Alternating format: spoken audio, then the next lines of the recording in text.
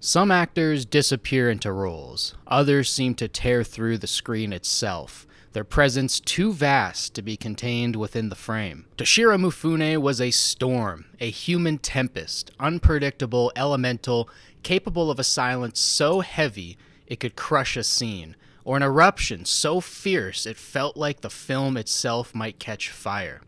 And yet, his name, even amongst those so-called greatest, is often a footnote. This is a profound injustice. Toshiro Mifune wasn't just the greatest Japanese actor. He was one of the greatest actors the world has ever known. His artistry rippling far beyond the shores of Japan, this is the story of Toshiro Mifune, the most underrated actor of all time. Toshiro Mifune was born on April 1st, 1920 in Qingdao, China, during Japan's occupation.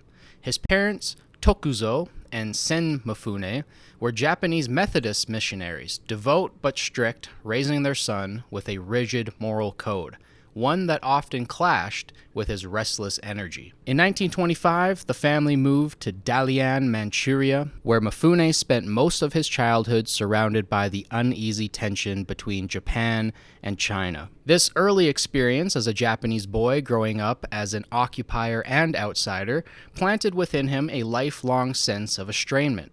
A man always slightly apart from the world around him. As a teenager, Mifune developed an obsession with photography, eventually working in a photo shop where he honed his eye for framing human faces, landscapes, and fleeting emotions. A skill that would later sharpen his unusually deep awareness of the camera's gaze as an actor. In 1933, at age 19, Mifune was drafted into the Imperial Japanese Army, serving as an aerial reconnaissance unit in China. His wartime role was not that of a soldier on the front lines, but rather as an observer, documenting troop movements and the devastating aftermath of the battles through his camera lens. Though spared the worst physical horrors of combat, the moral weight of watching death from above left a lasting imprint on his soul. These experiences shaped the mixture of detachment and suppressed fury that would haunt so many of his later characters. After Japan's surrender in 1945, Mifune, newly demobilized and directionless in a shattered country,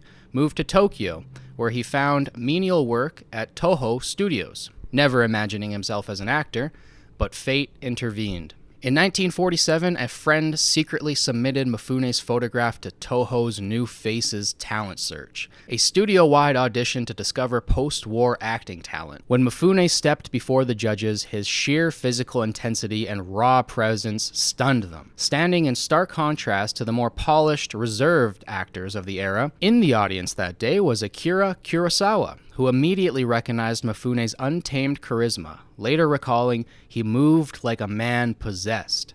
Thus began one of the greatest creative partnerships in cinema history. From 1947 to 1995, Mifune appeared in a staggering over 170 films, an extraordinary output that covered nearly every genre imaginable: historical epics, modern dramas, noir thrillers, war films, samurai sagas, and comedies.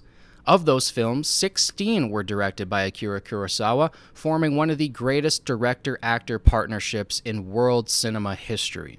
Their collaborations from Drunken Angel to Redbeard redefined the very image of the modern samurai, blending Shakespearean grandeur with deeply modern psychological complexity. Yet, Mifune's career extended far beyond Kurosawa. He became Japan's first true international film star, appearing in critically acclaimed non-Kurosawa classics such as Samurai Rebellion, Hiroshi Inaki's Samurai Trilogy, and Kihashi Okamoto's Sword of Doom. He even crossed in Hollywood, starring opposite Lee Marvin in Hell in the Pacific, and was later offered the role of Obi-Wan Kenobi in Star Wars, an offer he famously declined, wary of how Hollywood might caricature Japanese culture. Despite global fame, Mifune's life was not without hardship. His creative independence often clashed with Japan's rigid studio system, and his personal life was turbulent, marked by bouts of heavy drinking and estrangement from Kurosawa after the collapse of Redbeard's grueling 2-year production. They never worked together again. Yet through it all, Mifune's commitment to his craft never wavered. Whether playing towering warlords, aging swordsmen, flawed detectives, or weary fathers, Mifune brought to every role a sense of soul-deep conflict, the weight of a man who had lived through war, disillusionment, and reinvention, carrying the Japanese history within him. When Mifune died on December 24, 1997, at age 77, he left behind a cinematic legacy unparalleled in its range, depth, and ferocity. He was not just Japan's greatest actor. He was and remains one of the greatest actors the world has ever known. Mifune and Kurosawa forged a partnership unlike any other in film history. Over the course of 16 films, they created a new cinematic language, blending Shakespearean grandeur with Japanese fatalism, samurai iconography with modern emotional depth. What set Mifune apart was his complete lack of pretension. He had no formal acting training, only instinct, a volcanic physicality, and an ability to channel primal emotion without a hint of self-consciousness. His performances felt not performed, but unleashed. Even as his global fame grew, Mifune's relationship with the Japanese film industry remained tense. Studios wanted stoic heroes, but Mifune gave them chaotic, haunted men, unpolished, unpredictable, yet endlessly human. In Rashomon, Mifune's bandit Tajamaru is a man made of contradictions. Both beast and jester, predator and clown, a creature who can laugh in one breath and kill you in the next. With each conflicting account of his crime, Mifune reinvents Tajamaru's physicality and soul, turning himself into a living embodiment of human ambiguity. It is a performance that does not just serve the story, it questions the very concept of truth itself. As Kyokusho in Seven Samurai, Mifune delivers one of the most emotionally complete performances in film history, a role that veers from slapstick comedy to soul-wrenching tragedy. Kyokusho is a man desperate to belong, to shed his peasant skin and claim the honor of a class that has always despised him. Mifune fills him with comic bravado, volcanic rage, and childish yearning, making him both the film's fool and tragic heart. In Throne of Blood, Mifune's Takatoki moves like a man whose body has been seized by the hand of fate itself. His steps slow, heavy, as the earth itself resists him. Every flicker of his eyes, every hesitation carries the weight of prophecy, as though even his breath might be predetermined. When death comes, he does not meet it with dignity. He fails, a man clawing at air, fighting the inevitable with the desperation of a trapped beast. In High and Low, Mifune's Kingo Gondo is neither samurai nor wanderer. He is a modern businessman, a man who has built his life atop fragile ethical compromises. When his fortune and conscience are thrown into conflict, Mifune's performance becomes a masterclass in restraint. His face a battlefield where pride, guilt, and fear quietly wage war.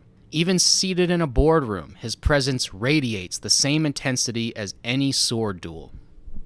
An intense, fiery spirit on-screen, off-screen, Mifune was a caring, touching soul.